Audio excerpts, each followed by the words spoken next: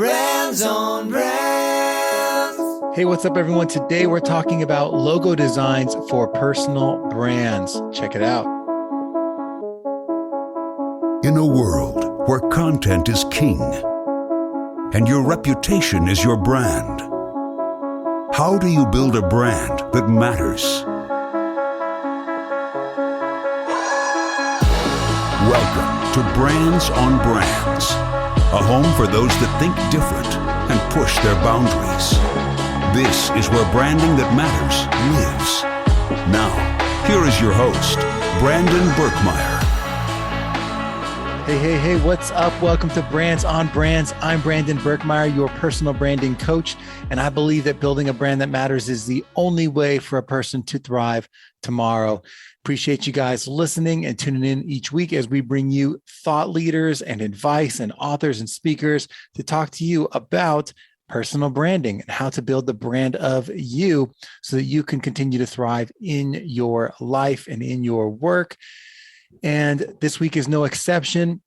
We're talking about logo design and what some simple tips are for you to pick what is the right design for you. But before that, if this is your first time listening to the show, make sure to go to brandsonbrands.com to check out our freebies, our resources, and to sign up to get weekly messages from us about what is being released in the show and also with those resources. So appreciate you guys and check that out. And let's get into the show. Brands on Brands. All right. So what makes a great logo design for a personal brand? Now, the reason we ask this question is it may be different for a personal brand than for a corporate brand or a business brand that is not based on a person.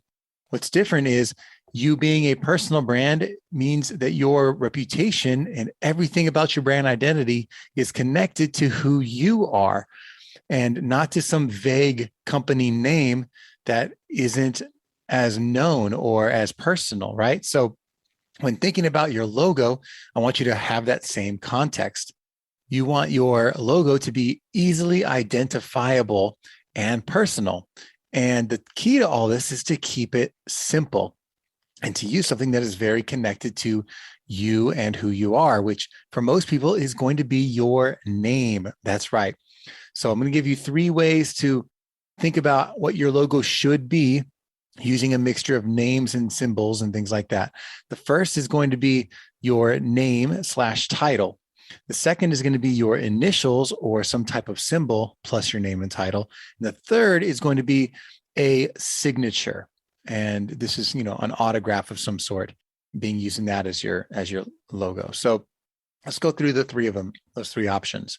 Now, what I'm excluding from this is a well-designed, professional, like emblematic type symbol logo that you would have created for your business brand that is based on your core values of the business and things like that.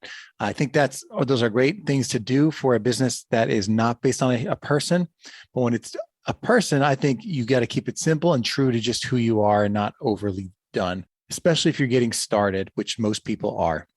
So the first idea is your name/title. Again, this is just simply your name spelled out, your full name, and then under that, your title. Now, you can mix this up in different ways. You could have just done your name if you just first name, last name, and pick a strong font. So this is what gets unique about doing it this way is you can either pick a font that just speaks to you in some way, shape, or form, like look through all the fonts and pick one that when your name is spelled out is interesting. You can choose to make some letters larger than others, like the first letter of each of your first name and your last name. Make those letters larger than the rest of the word. So you can play with that, play with the size and the look of it. You can create a different color scheme for the background versus the foreground, for the letters versus the background. You can create shadows and highlights, and you can italicize it, not italicize it. Point is, make it look unique, but something that fits your personality of the brand. If you have a fun, kind of flirty brand, maybe it's in the health space or something like that, you can do something more flowy. But if you are doing something very serious, like a lawyer personal brand or something like that, you might want to use something more like traditional in terms of fonts, right? Pick a font that works and then figure out, like, color scheme wise, what you want it to look like. And what I'll say for all of these is you want a version of it that is just black and white.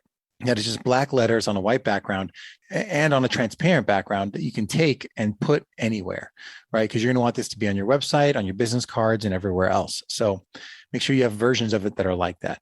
And then it's not just your name. A lot of the time it's your title too. So what it is that you do. And it's the title is not CEO in this case. The title is related to what you do to help people, right? If it is lawyer, I don't want you to say CEO of law firm XYZ. I want you to say lawyer, right?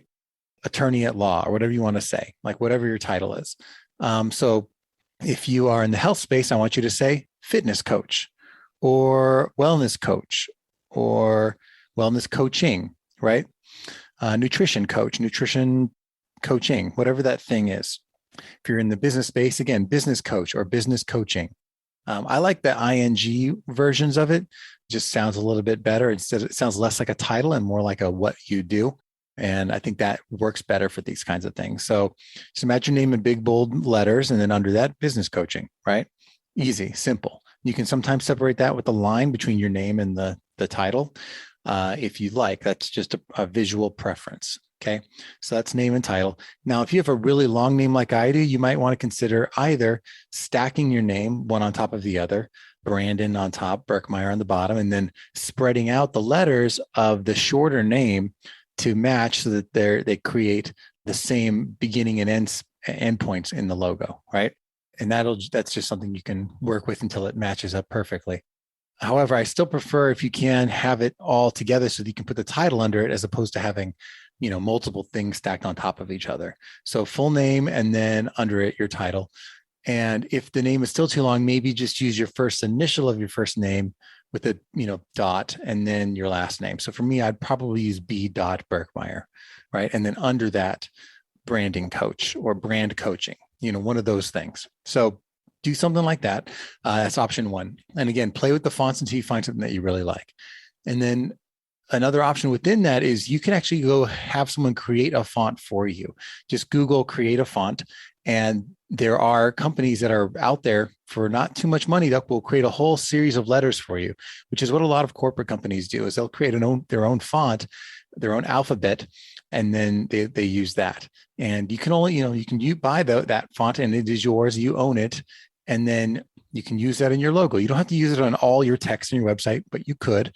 But you don't have to. But the goal is that you at least have something that's very customized for you. All right. Second option is to use just your initials or a symbol for your logo. And then you can add to that the name and title thing like we talked about before next to it.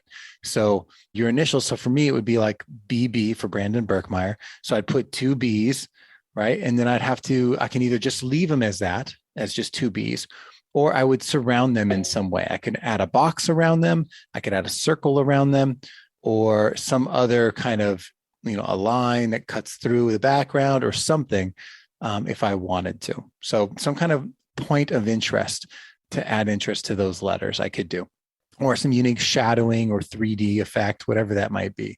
But start with the two letters and pick a font that you like, and then cleverly see if you can make those letters look like something in a unique way, right? And if it helps, you can draw that stuff out, by the way.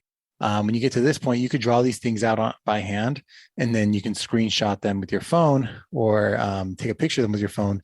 And then you can add them to a graphic design tool like Canva and remove the background. So it's just the letters, right? So for all this stuff, by the way, if you guys are out there building, you can go to a tool like Canva and create all these things yourself. It's one of the easiest tools out there, and it's free for the most part. And play around in that space, type in the letters, see what they all look like. And that's going to help you see and visualize what this could be for a show like yours, or for a brand like yours and a logo like yours. The other thing is, if you guys want to download that, you can go to brandsonbrands.com/Canva, and that'll give you some options to set that up.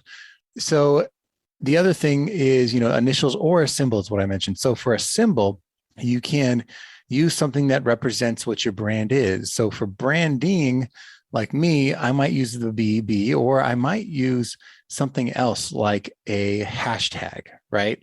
Like the hashtag symbol could be my logo if I play with it and create a unique one in some way, or a camera or a microphone or something like that, right? Just think of what icon you immediately think of when you think of your industry. And you can use that as your symbol. You can use that as your symbol plus your letters of your name, or just that symbol. And you can even type in icons for your industry, like in Google search, and see what pops up, and then create one based on what you see is more common, so that you have a simple symbol. But again, I would use that as your kind of main icon. And then next to the icon, I would write name and title, just like we did before. Full name and then title under that. The third option is to use a signature. Now, this is kind of a newer approach that a lot of people have started to take, which is, some sort of flowy script handwriting that represents your name. That is your name that represents your logo. So think of it as, kind of as if you had written or signed something, what that would look like. And again, depending on the length of it, you could write just your first name and last name, or you can write just your first initial of your first name and your last name, depending on how long it is. But I would write your whole name. I wouldn't shorten your last name or something like that. I'd write your name out. And then if you do something shorter, just use the initial for your first name. And then, and again, under that, that's handwritten, but under that, I would write your title in regular font, not in handwriting, but in regular typed font, so that that's not like some weird signature. So you have your signature that's more personal, it's you. And then under that, you have your title in regular letters. So that's your third option.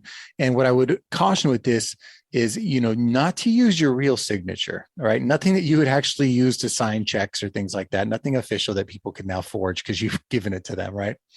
I would create, a fake signature that's more like an autograph that you would give. So, you can exaggerate the first letter, like for me, my B would be more exaggerated.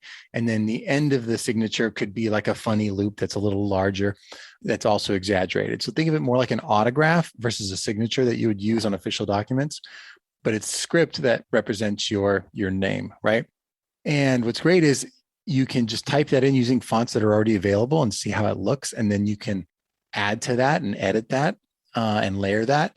Or you can actually get a piece of white paper and sign, not the way you would sign a document, but just sign your name in like an autograph type format and take a picture of it. And again, upload it, remove the background, and now you have it.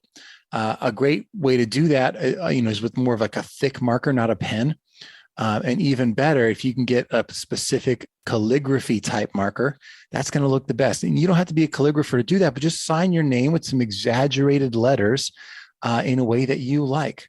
And if you want that, but you just don't feel like you have the skill for that, then ask someone else to do it. Or again, you can go on Google and hire companies, whether it's a freelancer or a company that does this specifically, to create a signature for you that is more designed. And that gets a little more expensive, but it is an option, especially if this is something you're going to carry with you into the future.